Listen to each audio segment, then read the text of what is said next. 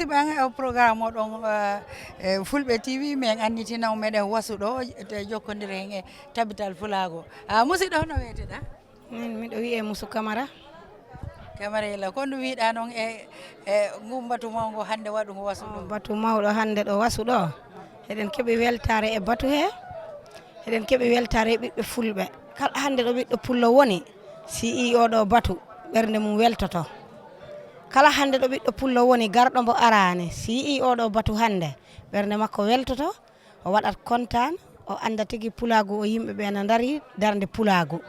Enen fof hawrindini en ɗo ko Pulago. Yo Allah en min gimmimi ko Kombo Abuko gimmimi handawmi Abuko garmi ɗo wasuɗo addimi ɗo ko affaire Pulago. Miɗo welti e darde he, miɗo welti e kawrital Pulago he. Miɗo yiɗi yo Allah faabo en Pulago yara yesso. Jarama musidɓe min andinde noon dungo programme oɗon Fulɓe TV meɗen darade ɗo e yeesojo tabital Pulago Gambia ay jonde ala ko ɗum waɗi kanko be men darnamo tan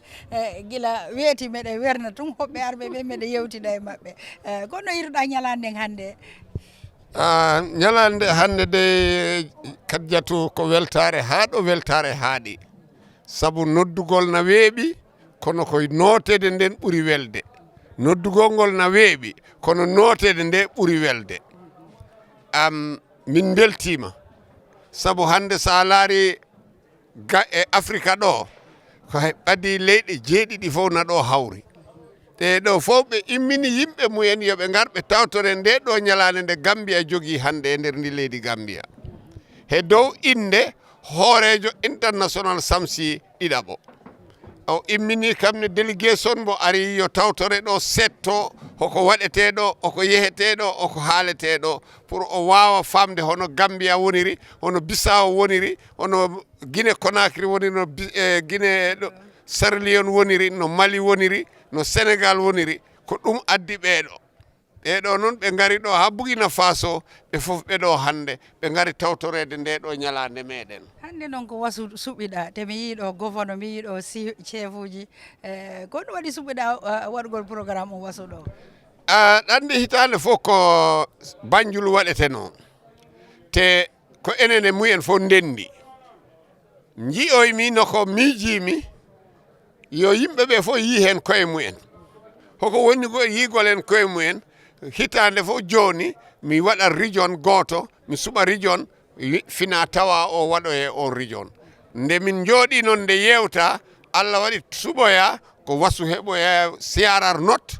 gañoy yo heed yo programme o waɗe ɗon kamɓe CRR note min kawriɗo gouverneur wona pour gouverneur yagal naɓi min toon ko naɓi min toon ko pullo mo tawa e tabital Pulago min jooɗori toon e inde tabital Pulago min jewti toon min ƴefti teddungal ngal min totti Demba Sy min mbiɗum yo laar e leydi CRR note ɗi e ɗo leyɗe chefeji jowi ko hoɗo rendo ngo waɗoyta o suɓi wasu o wi o suɓi wasu yo waɗe wasu Père Ba ɗo ko teddungal mum yo jippin hoɓɓe ɓe. Machallah ɗo ko démocratie a jooɗaki fiya wiita yimɓeɓe ko ɗum ɗo waɗata koya disodir e mabɓe daron kala ko welata yimɓeɓe garayno weluma tawata naɓay Pulago yeeso. Min mi ala feere ko exécutif on jogui feere kala ko miijimi ko exécutif on jonnaymi ɓe daara miijo an ngon si ɓe yaadi hen min waɗa si ɓe yaadani hen ɓe hollalan ko taki ko ɓe yaadani hen min wallina eyyi Allah ɓeydu jaam. Amin ya Allah rabbi. Jarama jarama Kadidiatou onon noon jarama mi wawa ɗo yewtu mi yettani iɗi mino yetta Khalifa Amo Samba Gueladio Mbaalo mino yetta Ablaye Mbaalo to leydi Spain ɓeɗo ko halifaɓe ɓe gandanɗa eɓe darani leñol ngol teɓe mbaabi leñol ngol ɓe jingana leñol ngol gila to jawdi mumen to ɗemgal mumen to feere mumen to gandal mumen nden leñol ngol fof rendi yettiɓe hande so ɗon yawti e nder leydi meɗen ko ma en yettu halifaɓe meɗen babirawo meɗen mo ɗo mo on woni babirawo tabital Pulago ngal Gambia ɗum woni Ba Ilo jiyaɗo to Saare Sori on ne mbo ɗo tawa te mami yettu exécutif amo ɓe ganduɗa ɓe ko ɓen ɗo goni exécutif tabital Pulago fof mino ɓe rendidiri mino ɓe yetta te mino yetta sernaɓe meɗen ɓe ganduɗa ko ceerno Mam Aliou Diallo to saare ceerno ko kam heynori sengo ceernaɓe ɓe mino ɗumen yetta mino ɗumen jarna e duwawuji muɗum ɗi o duwotoɗi ha Allah waɗi hande Tabital Pulago na yaha yeeso hooreɓe wonɓe ɓe he leydi le ha he hooreɓe jogiiɓe ɓe région aji ɗi ɓen fof mino ɓe yetta mino ƴefta salamu mumen mino fawa e juuɗe Ɓooy Ba immorɗo to leydi Fooñi sefeji 5 Fooñi ɗi ko on woni hoorejo mumen inde hooreɓe région aji ɓe fof mino ƴefti salamu mumen mino fawa e jungo muɗum hooreɓe leydi ɓe salamuji mumen ɗi hooreji district aji ɗi fof mino ƴefta mino fawa e jungo hooreɓe mawɗo mumen ɗum woni Alaji Ɓoli Ba jeyaɗo to Yero Bawol ko on mi ƴefti teddungal hooreɓe ngal mi fawa e jungo Alaji Koli Ba jeyaɗo to Yero Bawol e onon midiyani ɓe hawruɓe ɓe ɗone on jarama sabu sa yi ɗum na ande na nane na yiye na faame na yiɗe koye mon ɗum ardi nden onon midiyaɓe ɓene onon ne on jarama mi yetti on no feewi kala nde immimi on gimmoto ɗo leñol ngol dari on daroto ɗon siko e toɓo siko e niɓre siko e nangue kala ɗo min gimmi onon midiya on cukkate do amin surtout Fulɓe TV nden Fulɓe TV on jarama si wondono médaille ni ko onon ƴefti médaille number 1 nden on jarama min beltima jarama boyi mbiɗa andi ko falɗa yewtude kon no ɗuuɗi kono ɓa hoɓɓe no ɗuuɗi hande on kay hoɓɓe ɓen tan min yewtiɗa e mabɓe ko min tawi yomin meeɗine seeɗa rek mbiɗa andi noon ɗo e janggo sa faala ɓeydude goɗɗum kala mo nanani inde mum wata lowu ko ɓa wawa lintude fof kono mo weltani fof taw inde kono ɗandi janggo mino faala yewtere janggo Tabital Pulago no darori no yarata e nder leydi he ho fandare mum hon liggorta fof mino faala janggo jewten ɗum yimɓeɓe paama ɓe ganda ko hoko yahata a jarama musidɓe an ha joni min anditino meɗen wasu ɗo yaade e Tabital Pulago meɗen ɗon falano yewtudude e gouverneur Tundu on jarama Kadiatou ko yette Badio noon eyyi ko Ba min ko Ousmane Ba yette Ba kono yiruɗa ñalande nden hande no waɗa organise ka Tundu ma ɗo alhamdulillah wonani kam weltare no beta he seeɗa balɗe seeɗa yawtude yimɓe monɓe garino to bureau am to pour hollugol kam buuña o no wonde Tabital Pulago ɓeɗo pari walde international conbaje mbimɓe alhamdulillahi rabbil alamina minen min beltima pour wongol jaatigoji mon presque hande mono ɗo dari darude Tabital Pulago kono mono ɗo ne dari darde gouverneur te ɗo e mi yawtu il faut mi yetta His Excellency Président Adama Barrow mi jara ɗum he no nangiri Tabital Pulago hanki heede 4 o'clock o waɗi kam call ta muno ummora Banjul muno ara o wi kam hoɗo gonɗa mbimiɓe muno he lawol ni muno yaha Makka ɓe wi kam ala janggo Tabital Pulago ɓe dañi programme toon il faut kibbitoɗa ga e gara mi yiida e ma pour sa yeehi joɗanoɗa kam toon mimi alhamdulillah min neta ko ɗum sak ɓurtuno kam addude kono ko ɓuuri ko en wat solo ɗum woni enen Fulɓe en fof ko en hunde wotere Fulɓe noon eɗen keewi façon ŋaɓe a dañi Fulɓe haaɓoɓe a dañi Fulɓe Fuuta a dañi Fulɓe toroɓɓe a dañi lawɓe and all this kono ɗum fof ko mbimi enen fof ko mbimi mbiten yo miijo ngo noon miijade pour enen fof kawren gonen hunde wotere ɗum ɗon ko miijo moƴƴugo par ce que sen gonani hunde wotere en mbawata waddude en mbawata gollidde en mbawata liggode en taƴata kutu kono sen goni hunde wotere ɗum ɗon wallaten ha mbawen cosaan men o mbawen mbo gardude ko moƴƴi sa ƴeewi Pulago gandal koye Pulago anda jawdi koye Pulago anda par ce que sa inni nagge a inni mbaalu a inni mbeewa koto Pulago sa larti ndima he tundu o mo gonɗen ɗo yo tundu jawtuɗo ɗon hewe laamu he ceernoyaji ɗum fof sa regginin ha toto en fuɗi to koye Pulago en fuɗi kono noon si en gonani hunde wotere rek en gardi in rek in fof in majjat par ce que sen mbaɗani ɗum aɗa wawi yaade e galleji men e joni a nanata toon haala pular kono sen kawri en goni hunde wotere on tuma dañeten doole enen fof noon ko Allah tagi en Allah fondindinani arsukaji men ɗi kono ɓe gandanɗa ɓe hoorema arsukaji mumen ɗi alhamdulillah yettere Allah yoɓe gardu kono wata ɓe yejjid ɓe wonɓe ɓe ɓaawa mumen yo wonɓe ɓaawotone ɓurɓe maɓe dañ arsiku wota añanɓe wota yiruɓe no wonde ɓen koɓe añaɓe jaggiranɓe he koɓe dañi ko sa waɗi ɗum in nafaten enen fof te si ɗon yawti e nder cosaan mene kule kewɗen a hende on tuma pullo si ummotono rek yehi gaɗa cuuɗi to naati e ladde he rek si neɗɗo nawni mo toon wawi ittude hunde itta toon baape itta toon ɗaɗi itta toon ɗumanin adda waɗana ɗum joni joni o selli fof koye gandal ngal Allah okki pullo fof koye gandal ngal Allah okki pullo e sala wata jaɓu ɗum fof fuuto en ɗum fof noon ko takata in fuutotako en ko pour enen fof gonen hunde wotere ballodiren jiɗodiren mbaɗotiren accommodé sen mbaɗani ɗum rek majjat so ɓe arɓe ɓe ɗo fof minen ɓe bisnumo ɗo ha lesɗele goɗɗe ɗe Mali en Guinée Bissau Sénégal ɓe fof ɓe ari e yoɓe mbaɗ filne koye saare mumen koye galle mumen ɓe goni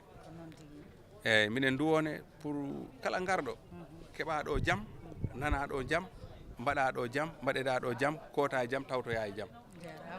e onon miidiyaɓe ɓene min jetti on par ce que kala ko haalaɗo kala ko waɗaɗo ko onon puntinta en pour jama o eyyi kala garɗo ɗo noon an ko an tan ari kono a acci yimɓe hewɓe caggal ma eyyi ko haalte ko ɗo yo ko waɗete ko ɗo son puntinani in nanoytaki haydulaɗo kono noon laamu Gambia ɗum il faut rek titin mi haala ɗum jetten ɓe par ce que darude nde ɗe ɓe dari pour yigol ne tabital pulagu yaari yeeso ɗum ɗon humpani hay goto woni gotum ɗum ɗon humpani hay goto so on jarama ba jarama boy musidɓe han ko welo welo tan e fina tawa woni waso ɗo tabital pulagu fina tawa 2025 dental programme international ko annduɗa leyɗe fof no hawti ɗo kono wiyeteɗa musidɗo ɗo mbaɗɗa mama aɗa selli mbitemi ko Aissata ka ka pullo giɗa fuɗɗo arde Gambie effectivement ko mbiɗa fuɗɗo arde Gambia andi ono sénégalais ɓen noon wawolude e Gambie ko Gambia mais weltike garal ma c'est le plaisir est partagé ko minen ɓuuri weltade no feewi no beete min welti beete andi fulɓe mbi ina tawa e tabital pulago Sénégal walla eyyi tabital pulago Sénégal ko min woni chargé de l'organisation tabital pulago Sénégal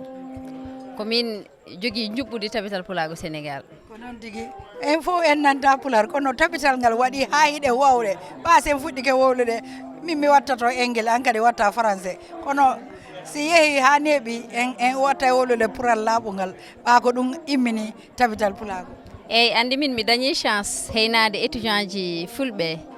université Cheikh Anta Diop mo Dakar eyyi ɗon fulɓe hewɓe ne ndentuno e on association ne wanno fulɓe Niger ne wanno fulɓe Guinée ene wanno fulɓe hewɓe fulɓe Sénégal kadi hay nder fulɓe Sénégal dialecte uji ɗi certi mais en pamodirat so Allah jaaɓi e par ce que min miɗa yiiɗi yo en pamodir an aɗa yiiɗi yo en pamodir saabu ko ɗum tabital pulago darori koye ittu pecce ɗi wonen gotum eyyi andi en wawata wonde gotum jooñi ko sese tan andi wona fina tan foof hawra par ce que déjà pour nanodiren ko probléme hay joni en kaali ɗum kono ko nder sese ko nden pamodirten andi ɗum noon ko waɗi ɗum ɗengal si windaka an sa jooɗode e jolfuɓe a wotta e wolude haala sikka ko pular wonɗa e wolude hatata ko jolfe watta ɗum pular min kadi mi jooɗoɗo e seɓɓe mi ƴetta haala mabɓe mi natta e pular an mi sikka ko pular ɓatum haala ka windaka kono mbiɗa andi no darorɗen ni e fi tabital pulago on sen continue tan ma heeɓu ko falɗen ko eyyi ko gonga andi ko jiiɗa foof Allah hino weela kono gonga ne tawa so ɓooyi min mbiɗa sikki génération garowo o ɗo e 2030 ko ɓen ɓurata enen dañde chance par ce que ɓe tawta ko ɓendi ɓe poɗat tan ɓe ñaama mais enen ko enen goni e fewnude enen goni e awde lekki ki en dosat woɗɓe kadi ndewin ɗo goto kala o waɗat tan ko foti wadde ko goɗɗo ara kadi kono min mbiɗa sikki ɗo e 2030 so tawi woɗɗani mataw enen fof en mbawi famodirde inchallah hara ko pullo foti fof tawa on fof ko gotum andi pullo fof ko pullo andi pullo fof koko jogui teddungal minen ngal teddungal ngal min keeɓi Gambia mi sikkani emin keeɓa ɗum tawino ko leñol gongol min gari min notade pullo koko teddi sa ƴewini par exemple wono fulɓe eggoɓe ɓe a ara tawa neɗɗo to lesdi jeeri to woɗɗi fin fond e wuro ngo hoɗi ngo tawa omo jogui ko ñamate omo jogui ko yarate sa are mum 4 heures du matin o hirsantama ko dammuwol o teddinma o defta fof o tottuma sa heddi moƴƴi sa heddani taw ko noon taw mbotu mum ñamata hen wadde pullo kam woni teddungal ko ɗum andi jamanu sansodiray miɗo andi fewno men woni sukaɓe min tawayno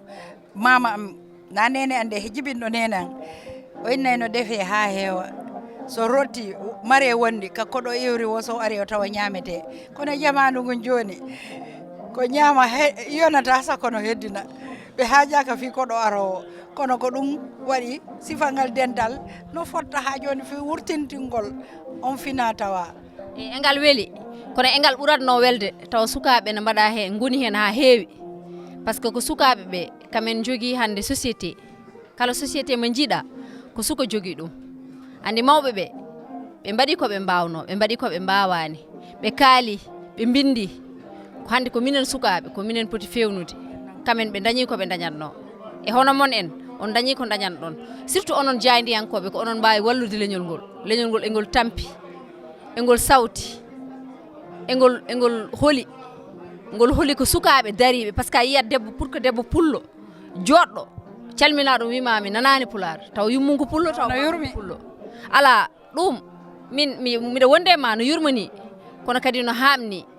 ɗum noon ko onon jaydiyankoɓe ko onon mbawi wallude yimɓe ko yettere Allah noon tawde ɗo e Gambia radio fulɓe walla télé fulɓe ɗum ko weltare amen mawde min komi pullo andi wonde pullo wona yumma e bamma wonde pullo ala a wurat ɗum andi unde sa wuuri ɗum a yiɗi ɗum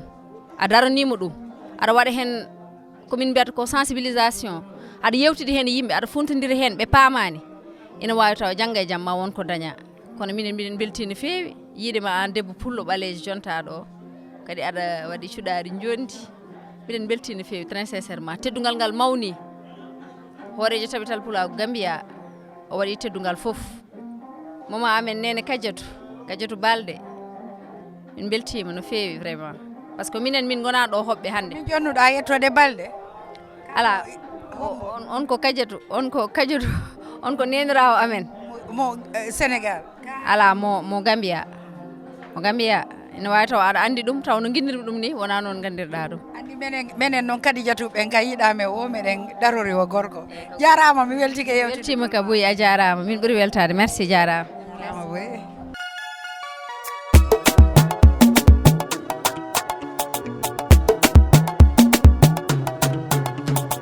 golle fulɓe TV laatake golle moƴƴuɗe jogiten fulɓe TV télévision nga gondeten golle fulɓe TV laatake golle moƴƴuɗe jogiten fulɓe TV télévision nga gondeten